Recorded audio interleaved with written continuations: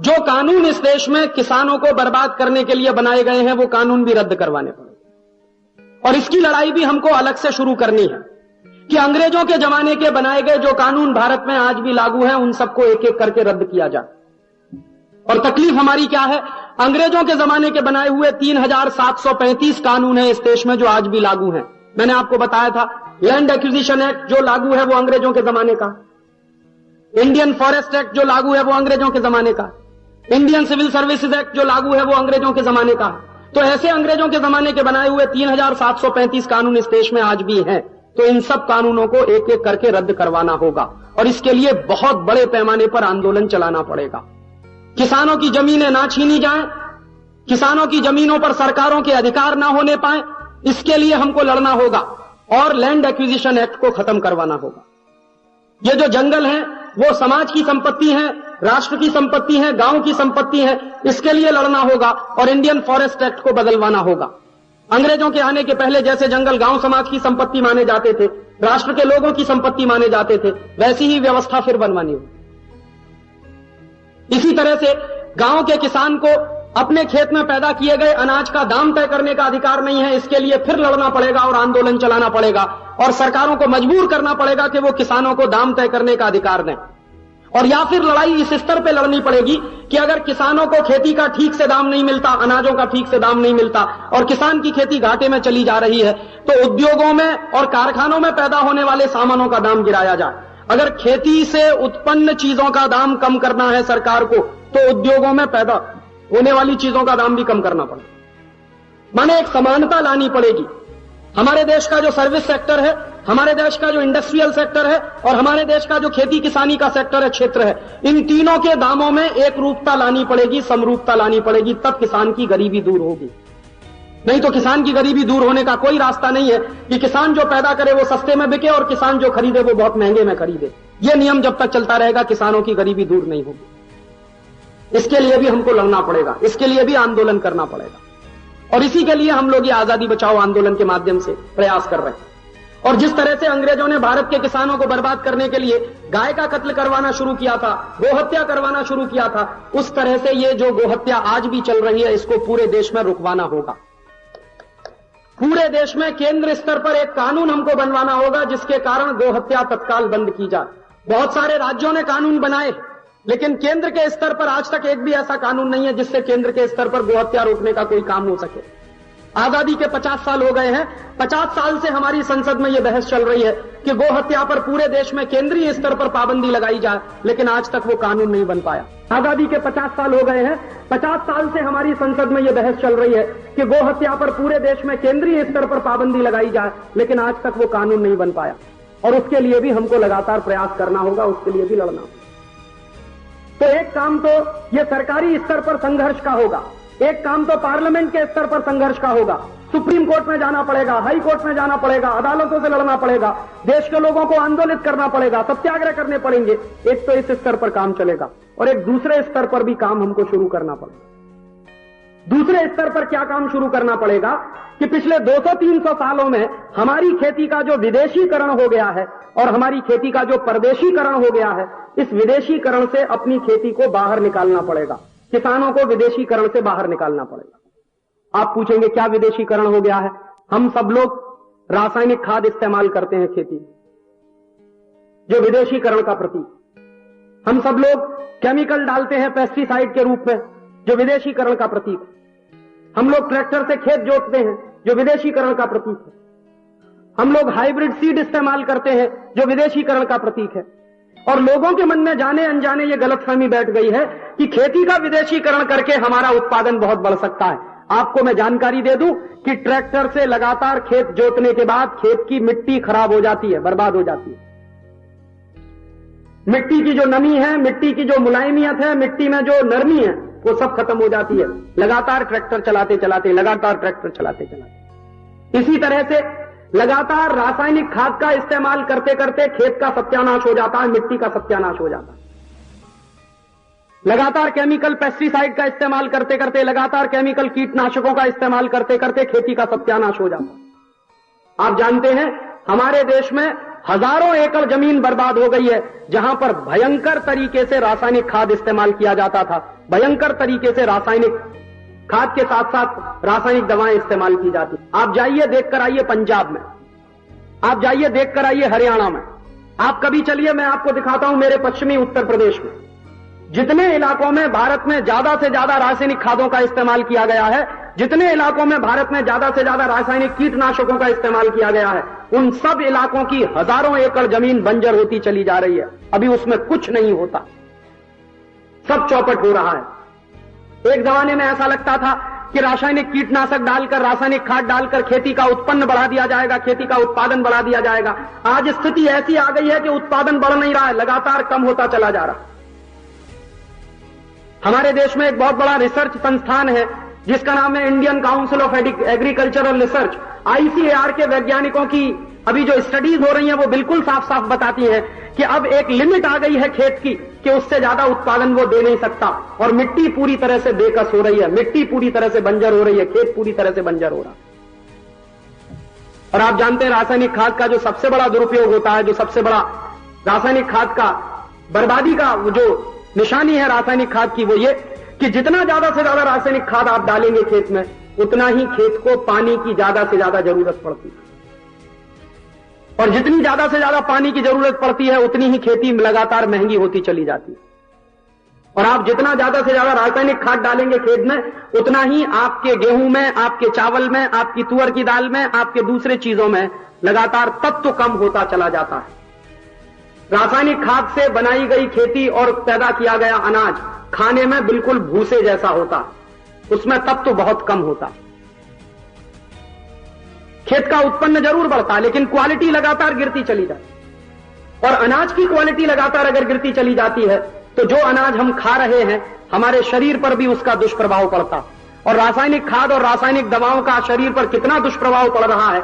हम जो भोजन करते हैं, हम जो सब्जियां खाते हैं, हम जो दालें खाते हैं, हम जो अनाज खाते हैं, उसमें रासायनिक पदार्थों की मात्रा इतनी ज्यादा हो गई है कि माताओं के दूध में अभी जहर आ गया। बच्चे बचपन से जो जहर पी रहे हैं माताओं के दूध के साथ, इतना भयंकर दुष्परिणाम निकला है। और इस रासायनिक खाद के और रासायनिक कीटनाशकों के लगातार उपयोग से तमाम तरह की बीमारियां बढ़ती चली जा रही हैं। एक एक से नई नई बीमारियां इस देश में आती चली जा रही हैं। कैंसर जैसी बीमारी आज इतने बड़े पैमाने पर फैल गई है, आज से 20-25 साल पहले कोई जानता नहीं था कि कैंसर भी कोई बीमारी होती। इतने बड़े पैमाने पर नए नए किस्म की जटिल से जटिल बीमारियां पैदा होती चली जा रही हैं, क्योंकि आदमी के खाने पीने में जो वो इस्तेमाल कर रहा है जहर की मात्रा बढ़ती चली जा रही है।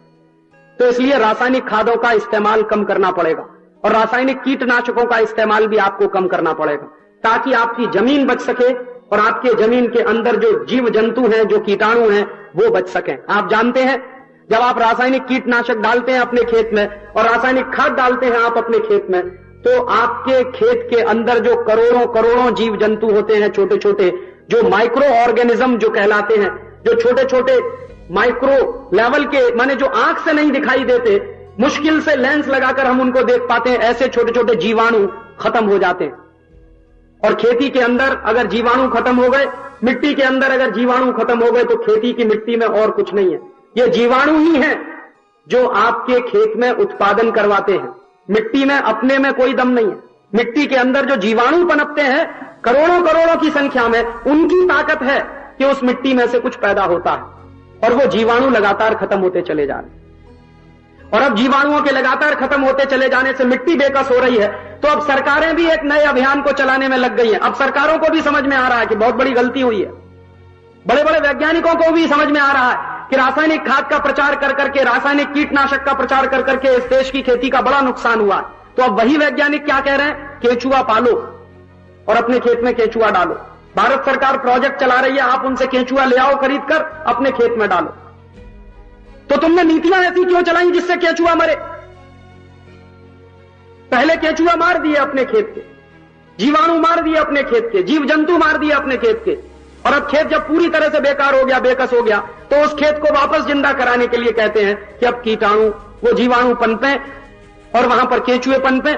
इसके लिए एक नए तरह की पद्धति पूरे देश में चलाई जा रही है। तो पहले किया ही क्यों था ये काम? बर्बादी लाई क्यों थी इस देश में? इसलिए मैंने आपसे कहा कि अब हर किसान को चतुराई के साथ, बुद्धिमानी के साथ, बुद्धिशीलता के साथ इस रासायनिक खादों को बहिष्कार करना पड़ेगा और रासायनिक कीटनाशकों का बहिष्कार करना पड़ेगा। और आपको चुनना पड़ेगा कि यह खेती रहे या खेत बर्बाद, कि जैसे आने वाली पीढ़ी को कुछ बचेगा ही नहीं, और आने वाली पीढ़ी को कुछ नहीं बचेगा तो आप चले जाएंगे तो वो पीढ़ी क्या करने वाली? ये खेत तो ईश्वर ने दिया है आपको, खेत तो आपने नहीं बनाया, खेत कोई बना भी नहीं सकता, ईश्वर की दी गई जमीन है, और ईश्वर ने यह जमीन दी है आपको ताकि आप इस अगली पीढ़ी को देकर जाएं, और वो जमीन को अगर आप बर्बाद करके चले जाएंगे तो आने वाली पीढ़ी को क्या मिलेगा? इसलिए गंभीरता से आपको ये सब बातें सोचनी पड़ेंगी। तो आप पूछेंगे इसका विकल्प क्या? रासायनिक खाद को हम अगर बहिष्कार करें तो इसका विकल्प क्या? आप सोचिए जरा, 300 साल पहले इस देश के किसान क्या करते थे? गाय के खाद का इस्तेमाल करते थे, गोबर का इस्तेमाल करते थे। उस समय तो कोई रासायनिक खाद नहीं था, और जिस समय रासायनिक खाद नहीं था उस समय इस देश के खेती का उत्पादन ब्रिटेन के कुल खेती के उत्पादन का 3 गुना ज्यादा होता था। जिस समय कोई रासायनिक कीटनाशक नहीं था इस देश में, उस समय इस देश की खेती दुनिया में सबसे उन्नत खेती मानी जाती थी। तो आज भी वो हो सकता, उसका ज्ञान तो हमारे पास है ही, अभी ज्ञान तो लुप्त नहीं हुआ है, तो उस ज्ञान का आप प्रयोग करना शुरू करिए। तो क्या करें? गोबर के खाद का ज्यादा से ज्यादा इस्तेमाल करना शुरू करिए, और गोबर के खाद का ज्यादा से ज्यादा इस्तेमाल शुरू करें आप, तो उसके लिए एक छोटा सा काम और करिए कि आप ज्यादा से ज्यादा पशुओं का पालन करिए, गाय पालिए, गाय के साथ साथ बकरियां पालिए।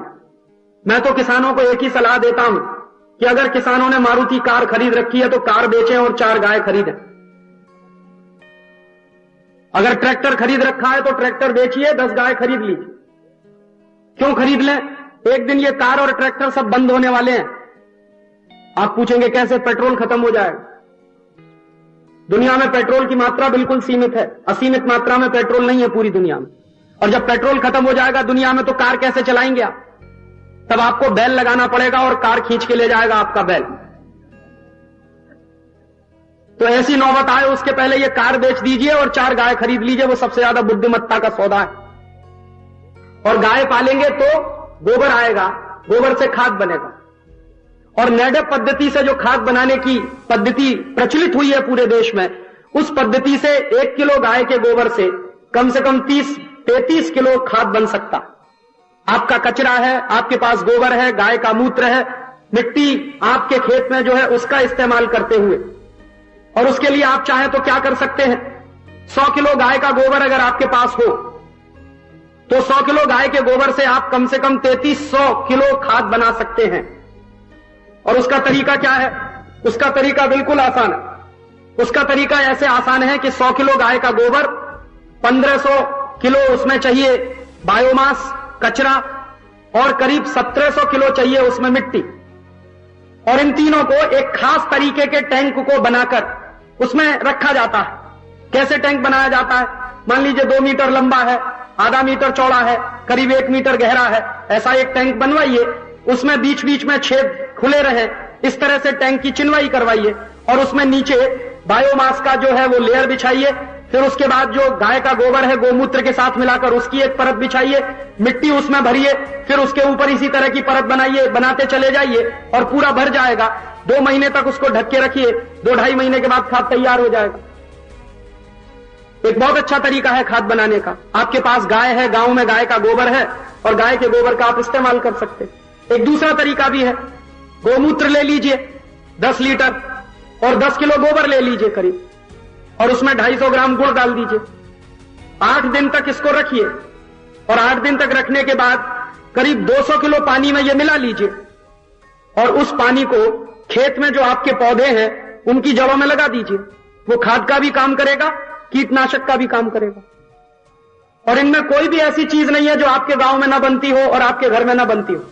गाय आपके पास है तो गोबर आपको मिलेगा, गाय आपके पास है तो गोमूत्र आपको मिलेगा, और हर गांव में ऊस पैदा होता है तो उससे गुड़ बना सकते हैं।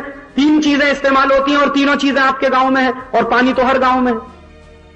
तो बहुत आसानी के साथ इस तरह से आप खाद का भी इस्तेमाल कर सकते हैं इसका, और खाद के साथ साथ यह कीटनाशक के रूप में भी इस्तेमाल कर सकते हैं।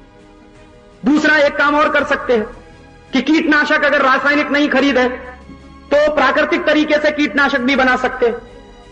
गोमूत्र ले लीजिए और करीब 2 लीटर ले लीजिए, उसमें 1 किलो नीम का पत्ता उबाल दीजिए और आधा घंटे तक लगातार उबालिए और उसके बाद उसको 100 मिलीलीटर की मात्रा में लेकर 15 लीटर पानी में मिला लीजिए और उस 15 लीटर पानी को स्प्रे करिए। जिस तरह से छिड़काव करते हैं, आपके यहां स्प्रे मशीन होती होगी, हर गांव में हर किसान के पास स्प्रे मशीन है, तो उसमें भरकर उसको स्प्रे करिए और आपके किसी भी तरह का कीट जो फसल पर लग गया है खत्म हो जाएगा। एकदम प्राकृतिक तरीके से कीट को खत्म करने का सबसे अच्छा इलाज है और इसको बनाने में आपका खर्चा भी कुछ खास नहीं आने वाला।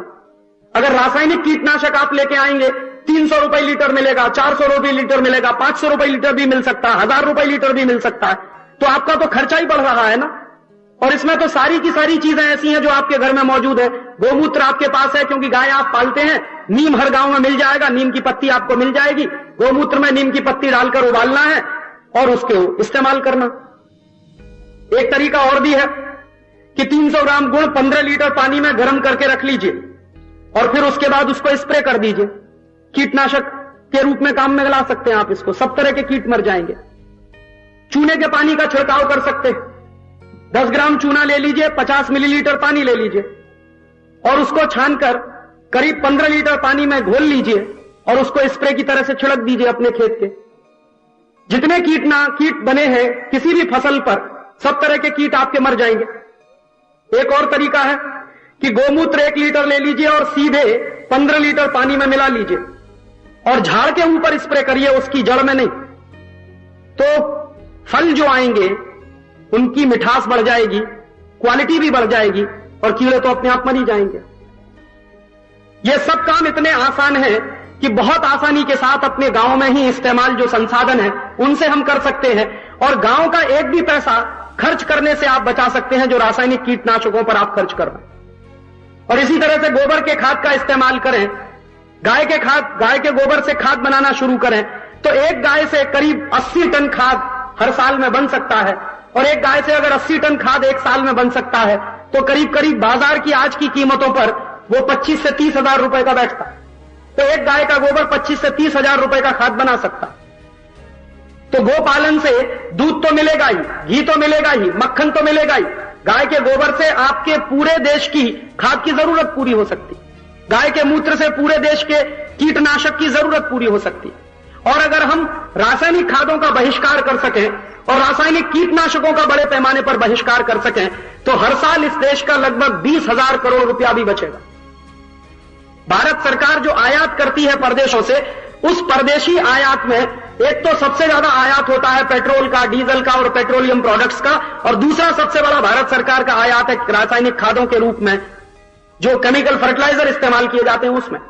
लगभग भारत सरकार का हर साल 20,000 करोड़ रुपए का खर्चा होता है विदेशों से रासायनिक खाद इंपोर्ट करने में, खरीदने में। वो 20,000 करोड़ का भारत सरकार का खर्च बचेगा। और कई बार सरकार की स्थिति यह होती है कि यह इंपोर्ट करना जरूरी हो गया है क्योंकि गांव-गांव के जगह जगह हर किसान यही इस्तेमाल कर रहे हैं, तो कहीं कहीं से कर्ज लेकर यह सब रासायनिक खाद इंपोर्ट करना पड़ता है। वो सरकारें इंपोर्ट करने से बच जाएंगी, आयात होने से बचेगा। और अगर आयात होने से हम बचा लेंगे तो हमारे देश का पैसा बचेगा, डॉलर बचेगा, और डॉलर बचेगा अगर हमारे देश का तो कटोरा लेकर भीख मांगने की कहीं जरूरत नहीं पड़ेगी और इस देश में स्वावलंबन की नीतियां फिर से लागू की जा सकेंगी। ऐसे ही कुछ एक काम और करिए आप। हमारी खेती का एक विदेशीकरण और हो रहा है। बहुत सारी ऐसी चीजें हम पैदा करते हैं जिनकी हमारे समाज को कोई जरूरत नहीं। उदाहरण के लिए सोयाबीन। ये जो सोयाबीन की खेती करना भारत के किसानों ने शुरू किया है, इसकी भारत के समाज को कोई जरूरत नहीं। वास्तव में सोयाबीन की जरूरत यूरोप को होती है। यूरोपियन समाज में सोयाबीन की जरूरत होती है। आप पूछेंगे क्या जरूरत होती है? मैं तो यूरोप में जा चुका हूं, मैं वहां रह चुका हूं, मैंने तो देखा। यूरोप में सोयाबीन की सबसे ज्यादा जरूरत होती है सोयाबीन की खली बनाने में। और सोयाबीन की खली यूरोप में जो बनाई जाती है वो खिलाई जाती है सुअरों को, डूकर जिनको आप कहते हैं।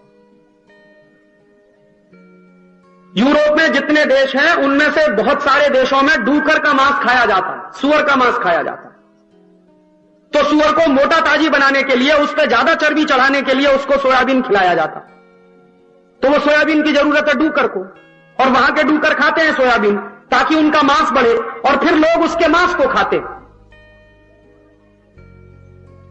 लेकिन वहां प्रॉब्लम क्या हुई है? यूरोप के जिन जिन देशों में सोयाबीन की खेती ज्यादा से ज्यादा करवाई डूकरों को खिलाने के लिए, उन सब देशों की खेती बर्बाद हो गई, जमीन खत्म। क्योंकि सोयाबीन की फसल लगातार आप लेते चले जाएंगे, जमीन की सारी पोषक तत्व की शक्ति जो होती है वो नष्ट हो जाती है। तो सोयाबीन की खेती जिन जिन यूरोप के देशों में की गई थी, वो सब देशों में खेती सत्यानाशी हो गई, जमीन चौपट हो गई, मिट्टी बर्बाद हो गई। तो अब उन देशों ने क्या किया कि अपने देश में सोयाबीन पैदा कराना बंद कर दिया। सबसे ज्यादा खेती बर्बाद हुई है सोयाबीन कर करके हॉलैंड की। तो हॉलैंड की सरकार ने क्या फैसला किया कि अब हम सोयाबीन नहीं करेंगे अपने देश में, क्योंकि हमारा खेत बर्बाद होता। तो वो सोयाबीन वो तो अपने देश में नहीं करते, भारत में लाके उन्होंने पटक दिया और हमारे किसानों को करवा रहे हैं कि तुम सोयाबीन पैदा करो ताकि हमारे खेत बर्बाद हो जाएं और उनके खेत सुरक्षित बने रहें।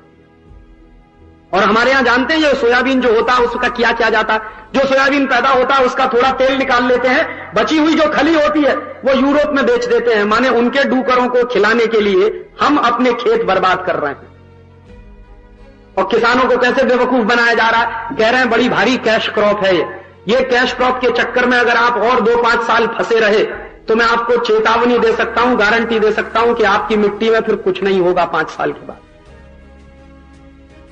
इसलिए मेरा आपसे विनम्र निवेदन है कि सोयाबीन की खेती करना तत्काल बंद कर दें। ये सोयाबीन की खेती का पूरे भारत के गांव-गांव के किसानों द्वारा सोयाबीन की खेती का करना यह विदेशीकरण की निशानी है, भारत के खेती के विदेशीकरण की निशानी। और एक दूसरी बात और बता दूं कि एक बहुत बड़ा भ्रामक प्रचार पूरी दुनिया में चल रहा है कि सोयाबीन में बहुत बड़ी मात्रा में प्रोटीन होता है। सोयाबीन में जो भी प्रोटीन होता है वो कभी भी पचता नहीं है, आदमी के शरीर में बिल्कुल किसी काम में नहीं आता। आप जानते हैं मूंग की दाल में भी बहुत प्रोटीन होता, उड़द की दाल में भी होता, तुअर की दाल में भी होता। तो मूंग की दाल में, उड़द की दाल में, तुअर की दाल में जो प्रोटीन होता है वो खाने के बाद शरीर में डाइजेस्ट हो जाता है और काम में आ जाता है शरीर के। सोयाबीन खाने के बाद जो प्रोटीन निकलता है वो कभी भी शरीर में काम नहीं आता, कभी भी डाइजेस्ट नहीं होता, बहुत ही जटिल होता है, बहुत ही कॉम्प्लिकेटेड होता है सोयाबीन का निकला हुआ प्रोटीन, इसलिए वो शरीर के किसी काम का नहीं। तो वो हमारे खाने के काम भी नहीं आ सकता सोयाबीन। इसलिए मेरा आपसे निवेदन है कि ये जो विदेशीकरण किया है आपने सोयाबीन की खेती कर करके, इस विदेशीकरण को खत्म करिए और सोयाबीन बंद करके जो भारतीय समाज में बहुत पहले से चली आ रही फसलें थी उनको ही पैदा करने का काम शुरू करिए। एक और काम करना पड़ेगा हमको विदेशीकरण खत्म करने के लिए अपनी खेती का, कि हम लोगों को आदत पड़ गई है हाइब्रिड बीज लगाने की, संकरित बीज लगाने की। और आपको मैं जानकारी दे दूं कि हाइब्रिड बीज से जो अनाज आप पैदा कर रहे हैं, अमेरिका, यूरोप जैसे देशों में उस अनाज को जानवर ही खाते हैं, लोग नहीं खाते। और हाइब्रिड द्वारा पैदा किया गया अनाज बहुत ही घटिया क्वालिटी का माना जाता है। आप हाइब्रिड से कुछ भी अनाज पैदा करिए, किसी भी देश में आप उसको बेच नहीं पाएंगे, सिर्फ अपने खाने के लिए रख सकते। लेकिन हाइब्रिड द्वारा पैदा किया हुआ अनाज दुनिया का कोई भी अमीर देश खरीदता नहीं है। यह सिर्फ बेवकूफी का काम। और यह बड़ी भारी गलतफहमी है आप लोगों के मन में कि हाइब्रिड से ही उत्पादन बढ़ता है, ऐसा कुछ भी नहीं है। हमारे अपने जो स्वदेशी बीज थे, जो भारतीय बीज थे, उनके भी उत्पादन कुछ कम नहीं होते। आज से 200-300 साल पहले 1 एकड़ में भारत में धान पैदा होता था 65 से 70 कुंटल, बिना किसी हाइब्रिड सीड के। 1 लाख किस्म की भारतीय धान की प्रजातियां थी इस देश में। और दक्षिण भारत में मालाबार के इलाके में 1 एकड़ में धान पैदा होता था 65 से 70 कुंटल 300 साल पहले। तो बिना किसी हाइब्रिड बीज के, बिना किसी केमिकल फर्टिलाइजर के, बिना किसी केमिकल पेस्टिसाइड के इतना धान पैदा होता था, आज भी हो सकता है, बिना हाइब्रिड बीज के, बिना केमिकल फर्टिलाइजर के, बिना केमिकल पेस्टिसाइड के। तो आपसे एक तीसरा निवेदन मेरा यह है कि आप ये जो विदेशीकरण कर रहे हैं हाइब्रिड बीज के नाम पर, संकर बीज के नाम पर, इसको कम से कम करिए और स्वदेशी बीजों का चलन बढ़ाइए। हम लोगों ने आजादी बचाओ आंदोलन की तरफ से एक अभियान शुरू किया। अभियान यह शुरू किया है, हम लोग गांव-गांव जाते हैं और लोगों से, किसानों से मिलते हैं। तो एक तरह की बात हर जगह के किसान हमको कहते हैं कि राजीव भाई आपकी बात समझ में आती है, संकर बीज नहीं इस्तेमाल करना चाहिए, लेकिन आप बताइए हमको स्वदेशी बीज मिलेगा कहां से?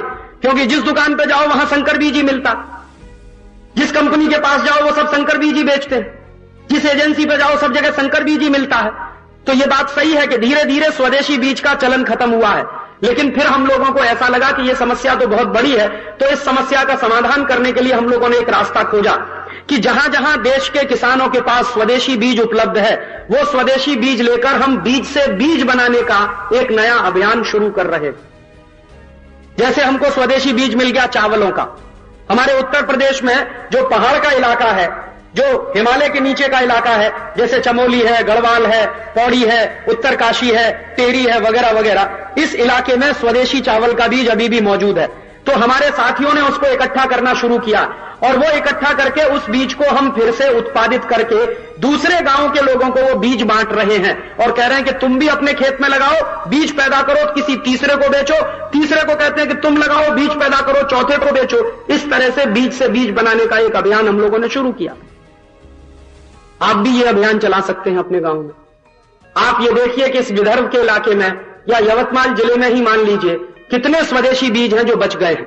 अगर एक तरफ से सर्वे करने के लिए निकला जाए, सर्वेक्षण के लिए निकला जाए, तो जरूर मुझे उम्मीद है कि कुछ ना कुछ गांव यवतमाल जिले में, विदर्भ में ऐसे जरूर मिलेंगे, कुछ ना कुछ किसान ऐसे जरूर मिलेंगे जिन्होंने बीज बचा के रखा है अभी भी, जिनके पास स्वदेशी बीज है। तो वो स्वदेशी बीज उन किसानों से लेकर हम जगह जगह, हमारी योजना ये है कि सीड फार्म्स हम बनाएं। जैसे मान लीजिए 20 गांव हैं या 25 गांव हैं, तो 20-25 गांव का एक समूह बना दिया जाए और उन 20-25 गांव का समूह बनाकर उन 20-25 गांव के बीज की जरूरत को पूरा करने के लिए उन 20-25 गांव के किसानों से जमीनें लेकर उनमें बीज लगाकर फसल पैदा करके दोबारा बीज बनाया जाए और उन 20-25 गांव के किसानों को बांटा जाए कि भाई आप अपने अपने खेत में अब ये बीज लगाओ और पैदा करो और दूसरों को बेचो। तो संकर बीज से हम बाहर निकलेंगे और स्वदेशी बीज की तरफ हमारी पकड़ मजबूत होती चली जाएगी। और यह स्वदेशी बीज को बढ़ाना ही पड़ेगा, क्योंकि तत्व तो उसी में है, पोषकता उसी में है, ताकत उसी स्वदेशी बीज में है। संकर बीज में कोई ताकत नहीं है, कोई पोषकता भी नहीं। ऐसे ही भारतीय खेती के विदेशीकरण को दूर करने के लिए एक दो छोटे छोटे काम हमको और करने पड़ेंगे कि अभी हमारी जो मिट्टी में दम नहीं रहा है, धीरे धीरे मिट्टी बेकस हो गई, तो दम नहीं रहा है इस मिट्टी में, इस मिट्टी को फिर से पुनर्जीवित करना होगा। और इस मिट्टी को फिर से पुनर्जीवित करने के लिए हमको ऑर्गेनिक फार्मिंग की तरफ ध्यान देना पड़ेगा। प्राकृतिक तरीके से खेती करने के बारे में गंभीरता से सोचना पड़ेगा, ताकि मिट्टी की जो जान निकल गई है वो वापस आ सके। और मुझे भरोसा है और विश्वास है कि 2-3 साल अगर हम प्राकृतिक खेती के प्रयोग करें तो जरूर आपकी मिट्टी में दोबारा से जान पड़ जाएगी और जरूर आपकी मिट्टी में फिर से ताकत आ जाएगी। तो प्राकृतिक खेती की तरफ गंभीरता से सोचिए।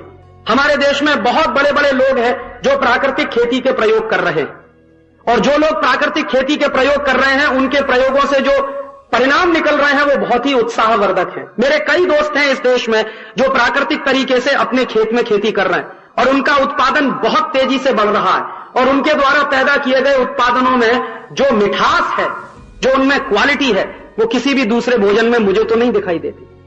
मेरे बहुत सारे दोस्त हैं जो पूरे देश में इस काम में लगे हुए। तो आपसे भी मेरा निवेदन है कि गांव गांव में प्राकृतिक खेती कैसे की जाए उसके लिए शिविर लगाए जाएं। गांव गांव में प्राकृतिक खेती कैसे की जाए उसके लिए किसानों के सम्मेलन आयोजित किए जाएं, और किसानों की जो संस्थाएं हैं जगह जगह पर, वो संस्थाएं किसानों की तरफ से इनको आयोजित करें, सम्मेलन आयोजित हों, वर्कशॉप आयोजित हों, किसानों को समझाया जाए कि प्राकृतिक खेती कैसे की जा सकती है और प्राकृतिक खेती के नतीजे क्या निकलते हैं। जिन लोगों ने प्राकृतिक खेती करके नतीजे पाए हैं और उत्साहवर्धक परिणाम उनके आए हैं, उन्हीं लोगों को उन सम्मेलनों में बुलाया जाए और उनके माध्यम से चर्चा सत्र गांव गांव में चलाए जाएं, गांव गांव के किसानों को उसमें शामिल कराया जाए। तो एक रास्ता यह हो सकता है हमारे इस विदेशीकरण से बाहर निकलने का। और एक विदेशीकरण से बाहर निकलने का और गंभीर प्रयास आपको करना पड़ेगा।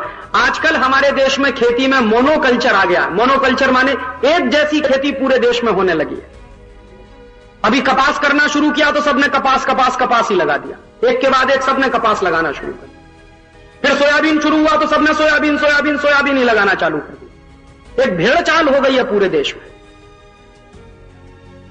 वो बगल का किसान लगा के बैठा है तो हम भी लगाएंगे, बगल का किसान मरेगा, कुएं में गिरेगा, आप भी गिरेंगे।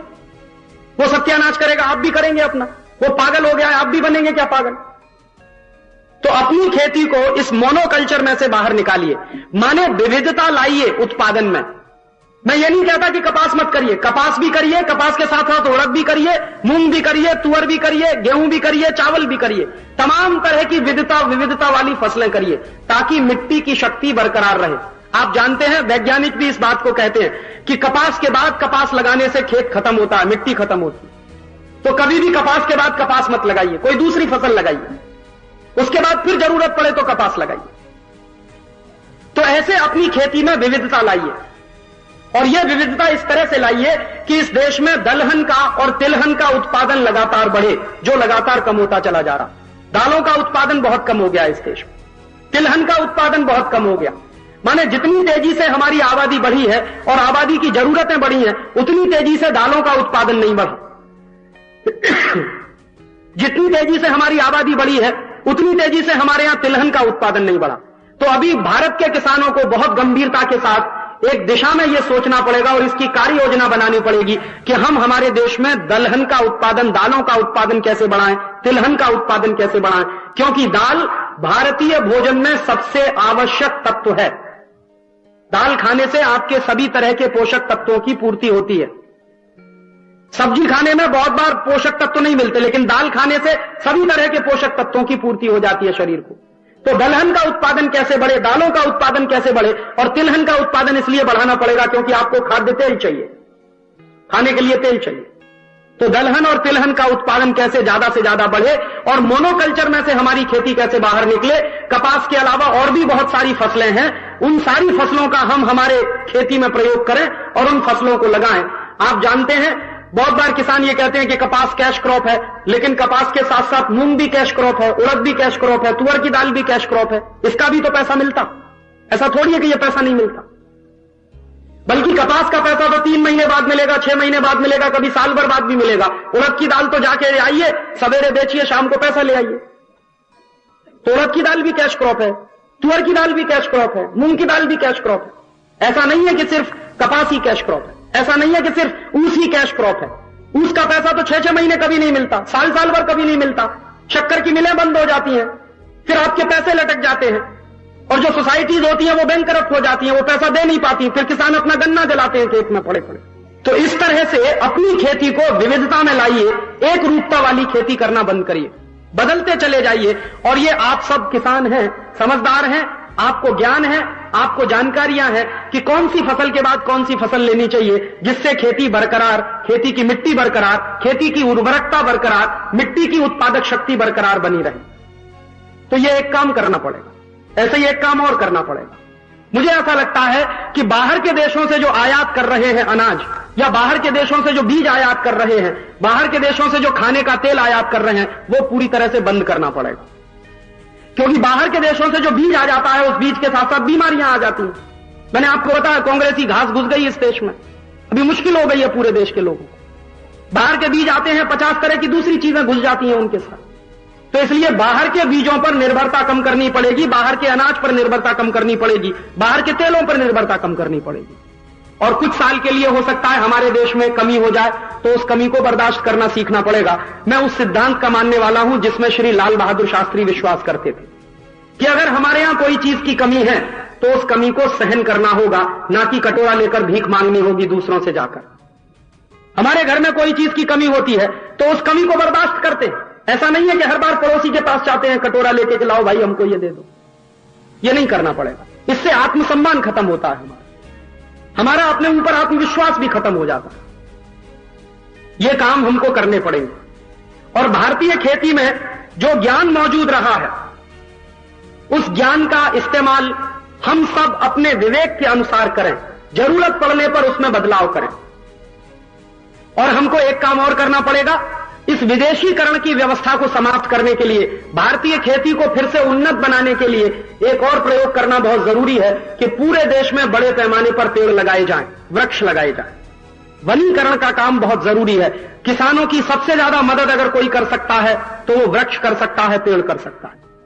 उसके लिए हमारे देश में वृक्ष आयुर्वेद नाम का पूरा एक शास्त्र ही है, बहुत ज्ञान है उसमें। तो वृक्ष आयुर्वेद का शास्त्र जो कहता है कि कुछ तरह के पेड़ इस देश के किसानों के लिए बहुत ही मददकारी हैं, बहुत ही जरूरी हैं। हर गांव में कुछ पेड़ तो जरूरी होने चाहिए, जैसे कड़वे नीम का पेड़ हर गांव में होना चाहिए। जैसे आंवले का पेड़ हर गांव में होना ही चाहिए, पीपल का पेड़ हर गांव में होना ही चाहिए, बरगद का पेड़ हर गांव में होना ही चाहिए, इमली का पेड़ हर गांव में होना ही चाहिए। तो हर गांव में जो होने वाले पेड़ हैं उनके बारे में जानकारी करें आप लोग, और हर गांव में इस तरह के पेड़ लगाएं। नीम का पेड़ लगे, नीम का अभियान पूरे देश में चले, आंवले के पेड़ लगे, पूरे देश में उसका अभियान चले, इमली के पेड़ लगे, उसका पूरे देश में अभियान चले, बरगद के पेड़ लगे, बड़ के पेड़ लगे, पीपल के पेड़ लगे, उसका अभियान पूरे देश में चले। तो जो पेड़ किसानों के बहुत अच्छे मित्र हैं उनकी संख्या में लगातार बढ़ोतरी हमको करनी ही होगी, और यह काम आप अपने से शुरू करिए, अपने घर से शुरू करिए। कैसे कर सकते हैं? मैं बहुत बार लोगों को अपील करता हूं अपने व्याख्यान में कि हम एक काम कर सकते हैं, अपने घर के बच्चों के जन्मदिन पर एक नीम का पेड़ लगा सकते हैं, अपने घर के किसी बच्चे के जन्मदिन पर एक आंवले का पेड़ लगा सकते हैं, अपने घर के बच्चे के जन्मदिन पर एक पीपल का पेड़ लगा सकते हैं, और हर व्यक्ति अपने बच्चे के जन्मदिन पर और अपने जन्मदिन पर एक नीम का पेड़, एक पीपल का पेड़ या एक आंवले का पेड़ या एक बरगद का पेड़, बड़ का पेड़ लगाना शुरू कर दे तो इस देश में 98 करोड़ पेड़ हर साल लग सकते, क्योंकि हमारी आबादी 98 करोड़ की, और 98 करोड़ पेड़ अगर हर साल लग सकते हैं तो 5-10 साल में इस देश में जंगल खड़ा हो जाएगा। जो जंगल सत्यानाश किया है अंग्रेजों ने, जिस जंगल का सत्यानाश किया गया इंडियन फॉरेस्ट एक्ट के आधार पर, और जिन जंगलों का सत्यानाश किया जा रहा है आजादी के 50 साल के बाद, वो जंगल हमको फिर से खड़े करने होंगे, क्योंकि जंगल किसानों को बहुत कुछ देते हैं। वनों से उपज तो मिलती ही है, लकड़ी भी मिलती है जो खेती किसानी के बहुत काम आती है। तो हमको जंगलों के लगाने पर बहुत बड़े पैमाने पर अभियान चलाना होगा, और मुझे लगता है कि पूरे देश के विद्यार्थियों को इस काम में लगाना चाहिए। पूरे देश के स्कूल कॉलेज के विद्यार्थियों को एक शिक्षा बचपन से देनी चाहिए कि हर जन्मदिन पर एक पेड़ लगाओ। तो ये एक संस्कार बन जाएगा इस देश में, और एक व्यक्ति अगर 50 साल भी जिंदा रहे तो एक व्यक्ति 50 पेड़ लगाकर जाएगा। 98 करोड़ लोग अपनी आयु जब पूरी करेंगे, एक पीढ़ी जब जवान होकर मरेगी तो हर पीढ़ी कम से कम 50 पेड़ लगाकर जाएगी। तो 98 करोड़ गुणा 50, एक एक पीढ़ी में करोड़ों करोड़ों पेड़ लगते चले जाएंगे और जंगल बनते चले जाएंगे। जिस तरह से जंगलों का सत्यानाश हुआ है, उन जंगलों को फिर से खड़ा करना पड़ेगा और उनको सघन बनाना पड़ेगा। तो इसका फायदा क्या होगा? जंगल बढ़ते चले जाएंगे, पेड़ों की संख्या बढ़ती चली जाएगी, तो मिट्टी का कटाव रुक जाएगा, और मिट्टी का कटाव रुकेगा तो बारिश के समय में ये जो मिट्टी बहकर आती है और नदियों में चली जाती है और नदियों का गहराई कम कर देती है, और नदियों की गहराई कम करने से बाढ़ आ जाती है, पानी फैल जाता है पूरे इलाके में, तो ये फिर नहीं होगा। मिट्टी का कटाव रुकेगा, और मिट्टी का कटाव रुकेगा तो नदियों में मिट्टी आना कम हो जाएगी, और नदियों में मिट्टी आना कम हो जाएगी, सिल्टेशन की प्रॉब्लम सॉल्व हो जाएगी, तो बाढ़ की समस्या पर भी काबू पाया जा सकता है। एक अभियान मुझे और लगता है चलाना पड़ेगा इस पूरे देश में, और वो अभियान क्या होगा? वो अभियान ऐसा होगा कि हमारे देश में पिछले कई सैकड़ों वर्षों से नदियां ऐसे ही बहती चली जा रही हैं जैसे पहले बहती थी, और बहुत मैंने बताया कि कटाव होने के कारण मिट्टी बहुत जमा हो गई। मुझे ऐसा लगता है कि पूरे देश के विद्यार्थियों को और देश के किसानों को कमर कस के एक अभियान पूरे देश में चलाना चाहिए। हम आजादी बचाओ आंदोलन की तरफ से उस अभियान को शुरू करेंगे अगले 1-2 साल के बाद कि नदियों की गहराई बढ़ाई जाए। नदियों में जो मिट्टी आकर जमा हो गई है, इस मिट्टी को खींचकर नदियों में से निकाला जाए, और हर नदी में से करोड़ों करोड़ों टन मिट्टी निकल सकती है। देश में 10 करोड़ नौजवान हैं, भारत सरकार के आंकड़ों के अनुसार 10 करोड़ विद्यार्थी हैं, और भारत सरकार के आंकड़ों के अनुसार 20 करोड़ बेरोजगार। तो 20 करोड़ बेरोजगारों को इस देश में अगर इस काम पर लगा दिया जाए कि वो कुछ नहीं, दिन भर 2 घंटे 3 घंटे 5 घंटे 10 घंटे मिट्टी निकालें नदियों में से, और मिट्टी निकालकर ढेर जमा करें, और वो ढेर कहां डाले जाएं? किसानों के खेत में डाल दिए जाएं। तो किसानों के खेत की जो ऊपर की लेयर है मिट्टी, वो बहुत उपजाऊ हो जाएगी। 2 काम एक साथ हो जाएंगे, नदियों की गहराई बढ़ जाएगी, वो मिट्टी जो निकलेगी वो गांव के किसानों के काम आएगी, और गांव के खेत पर अगर 6 इंच ऊंची एक नई लेयर बिछा दी जाए, जो नदियों की मिट्टी है उसकी लेयर बिछा दी जाए, तो बहुत बड़े पैमाने पर खेती की उत्पादकता अपने आप बढ़ जाएगी।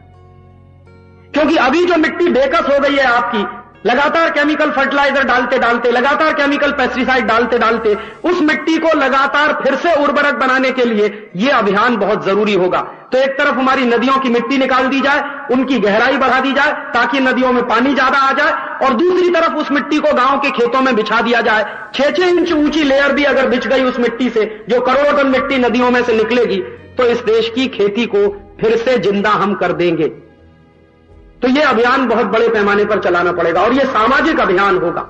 आजादी बचाओ आंदोलन के पास जिस दिन 1 लाख कार्यकर्ता हो जाएंगे, उस दिन आजादी बचाओ आंदोलन का संकल्प है कि ये मिट्टी नदियों में से निकालकर इसको गांव के खेतों में पहुंचाने का अभियान हम लोग शुरू करेंगे। नदियों की गहराई बढ़ेगी, बाढ़ की समस्या हल हो जाएगी और इस देश के किसानों की भूमि की उत्पादकता भी वापस लौट आएगी और किसानों को उसमें पूरे बड़े पैमाने पर मदद करनी होगी। एक काम और करना होगा हमको, अपने खेती को विदेशीकरण से बाहर लाने का, कि हमारे देश में जो पहले गांव-गांव में तालाब की व्यवस्था होती थी, वो व्यवस्था भी धीरे धीरे टूट गई। अंग्रेजों ने तालाबों का सत्यानाश कैसे किया? जो तालाब हमारे देश के लोगों ने बनाए थे, हमारे पुरखों ने बनाए थे बड़ी मेहनत से, अंग्रेजों ने उन तालाब के रखरखावों पर ध्यान देना ही बंद कर दिया और अंग्रेजों ने उन तालाब के रखरखाव पर ध्यान देना बंद कर दिया, उन तालाब के लिए पैसा देना भी बंद कर दिया। तालाब का जो कभी कभी टूट फूट होती थी उसकी मरम्मत करना भी बंद करवा दिया अंग्रेजों ने। तो धीरे धीरे तालाब खत्म होते गए, सूखते चले गए। और अब इस देश में क्या हो रहा है कि तालाब की जो जमीन होती है उस पर बिल्डिंग खड़ी हो जाती है, सरकार उस पर बिल्डिंग खड़ा कर देती है। तालाब का तो सत्यानाश होता है, वो जमीन भी चली जाती है। तो इसलिए हमको गांव-गांव में फिर से तालाबों की व्यवस्था खड़ी करनी पड़ेगी। और गांव-गांव में तालाबों की व्यवस्था इसलिए खड़ी करनी पड़ेगी कि हर गांव में जो बारिश का पानी है वो बहकर गांव के बाहर ना जाए, तालाब में इकट्ठा हो जाए। और हर गांव में अगर एक तालाब बन जाए तो निश्चित रूप से मैं गारंटी से यह कह सकता हूं कि गांव के जमीन के अंदर का जो पानी है, जो वाटर लेवल है, वो अपने आप ऊपर बढ़ जाएगा। हर गांव में तालाब हो जाए, हर गांव में तालाब में पानी के इकट्ठे होने की व्यवस्था हो जाए तो हर जगह वाटर लेवल बढ़ जाएगा, हर जगह पानी की सतह ऊपर आ जाएगी। तो ज्यादा से ज्यादा पानी जमीन के अंदर इकट्ठा हो जाएगा, स्टोरेज में आ जाएगा। तो तालाबों की व्यवस्था को पूरे देश में एक अभियान के रूप में चलाना पड़ेगा। राजस्थान में जिस तरह के खूबसूरत तालाब होते थे, दक्षिण भारत में मालाबार के इलाके में, मैसूर के इलाके में जिस तरह के खूबसूरत तालाब होते थे, वैसे ही तालाबों के पुनर्निर्माण का संकल्प हम सबको करना पड़ेगा और इसके लिए राष्ट्रीय स्तर पर अभियान चलाना पड़ेगा। और सिंचाई की व्यवस्था जो हमारे यहां रही, उस सिंचाई की व्यवस्था का गंभीरता से अध्ययन करके आज हमको उसमें से यह बात निकालनी पड़ेगी कि सिंचाई की व्यवस्था में क्या आवश्यक बदलाव करने की जरूरत है। मुझे ऐसा लगता है कि अगर केमिकल फर्टिलाइजर और केमिकल पेस्टिसाइड की व्यवस्था को खत्म कर दिया जाए तो ज्यादा पानी की जरूरत अपने आप खत्म हो जाएगी। फ्लडेड वाटर हमको चाहिए ही नहीं, ज्यादा पानी तो तब चाहिए जब केमिकल फर्टिलाइजर डालें, पेस्टिसाइड डालें, और ये डालना ही हम बंद कर देंगे, गोबर के खाद का इस्तेमाल करेंगे, गोमूत्र का पेस्टिसाइड इस्तेमाल करेंगे तो ज्यादा पानी की जरूरत हमारी खत्म हो जाएगी, तो फ्लडेड वाटर की जरूरत नहीं होगी। तो सिंचाई की व्यवस्था को आवश्यक परिमाण में हम बदल लेंगे। सन 1800 के पहले की जो सिंचाई की व्यवस्था थी उस पर गंभीरता से शोध करना पड़ेगा।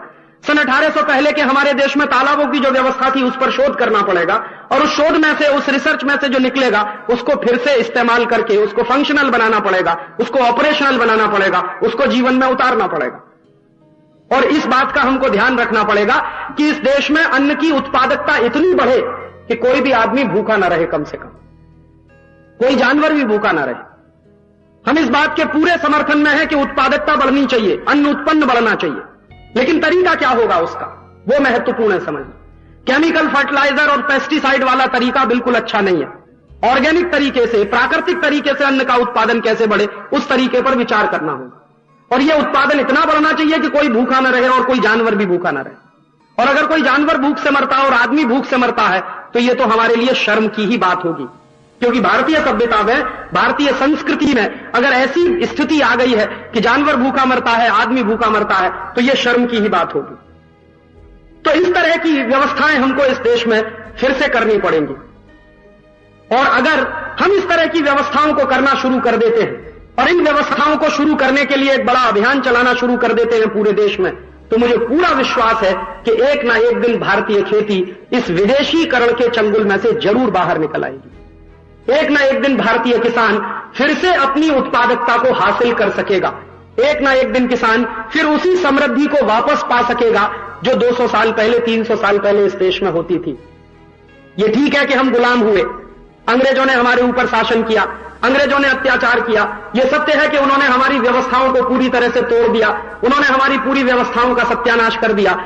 लेकिन जो व्यवस्थाएं टूट गई अंग्रेजों के आने से, जो व्यवस्थाएं टूट गई अंग्रेजों के शासन पद्धति के आने से भारत में, उन व्यवस्थाओं को फिर से खड़ा करना ही होगा। और कृषि व्यवस्था उनमें से एक ऐसी व्यवस्था है जिसको अंग्रेजों ने तोड़ा है, जिसको अंग्रेजों के कारण इस देश में तोड़ने का जो अंग्रेजों ने इस देश में कर्म किया है, उस व्यवस्था को फिर से खड़ा करना ही होगा। क्योंकि भारतीय समाज के मूल में, भारतीय पूरी व्यवस्था के संस्कृति के मूल में कृषि कर्म है, और भारतीय समाज और भारतीय संस्कृति के मूल में जो कृषि कर्म है उसको उन्नत बनाना ही होगा। और ऐसी स्थिति में ले जाना होगा कि दूसरे देश गर्व करें, दूसरे देश रश्क करें इस बात पर, हम गर्व करें और दूसरे देश हमारे ऊपर इस बात का रश्क करें, उनको इस बात की जलन हो कि भारतीय किसानों ने स्वावलंबी तरीके से, भारतीय किसानों ने स्वावलंबी खेती को बनाते हुए किस तरह से अपने जीवन की उच्च ऊंचाइयों तक अपने आप को पहुंचाया है और खेती को इतने उन्नत तरीके से आगे बढ़ाया है। इस तरह के प्रयोग पूरे देश में करने होंगे। एक तरफ शोध का काम चलेगा, दूसरी तरफ इंप्लीमेंटेशन का काम चलेगा। एक तरफ शोध का काम चलेगा, दूसरी तरफ वो शोध को आचरण में लाने का काम चलेगा। ये दोनों काम एक साथ पूरे देश में चलेंगे और पूरी तरह से ये काम समाज आधारित होंगे। सरकारों को सिर्फ इतना करना होगा कि वो इस तरह के कामों में कोई अड़ंगा न डाले, कोई हस्तक्षेप न करे। भारतीय किसान में यह क्षमता है, भारतीय किसान में यह ताकत है कि वो अपने आप को फिर से खड़ा कर लेगा। भारतीय खेती में भी यह क्षमता है कि वो अपने आप को फिर से खड़ा कर लेगी। लेकिन बस जरूरत इस बात की है कि सरकारें उसमें हस्तक्षेप न करें कानून बनाकर, और परदेशी कंपनियों को उसमें हस्तक्षेप न करने दिया जाए गैट करार जैसे सिद्धांतों के आधार पर। तो इस तरह की कल्पना हम लोग करते हैं और आजादी बचाओ आंदोलन के माध्यम से हम इसी तरह का प्रयास पूरे देश में करना चाहते हैं। गांव-गांव के किसानों के बीच जाना चाहते हैं, उनको संगठित करना चाहते हैं, उनको खड़ा करना चाहते हैं, उनको उठाना चाहते हैं, उनको उत्पादकता के उस स्तर पर फिर से ले जाना चाहते हैं जो 300 साल पहले हमारे देश में कभी होता था। खेती को उतना उन्नत फिर बनाना चाहते हैं अपने दम पर, अपने पैरों पर, अपने स्वावलंबी तरीके से, जो कभी इस देश में हुआ करती थी। ये हमारा सपना है और इसी सपने के लिए हम लोग ये आजादी बचाओ आंदोलन चला रहे हैं। अगर आपको भी लगता हो कि ये जो हमारा सपना है वो आपका सपना बन जाए, अगर हमारा सपना आपका सपना बन जाए, तो हम सब एक दूसरे के दोस्त हो सकते हैं और एक बड़ी शक्ति के साथ इस देश में इस अभियान को चला सकते हैं। इतना ही मैं आपसे कहने के लिए आया था। आपने शांति से सुना। बहुत आभार, बहुत शुक्रिया, बहुत धन्यवाद।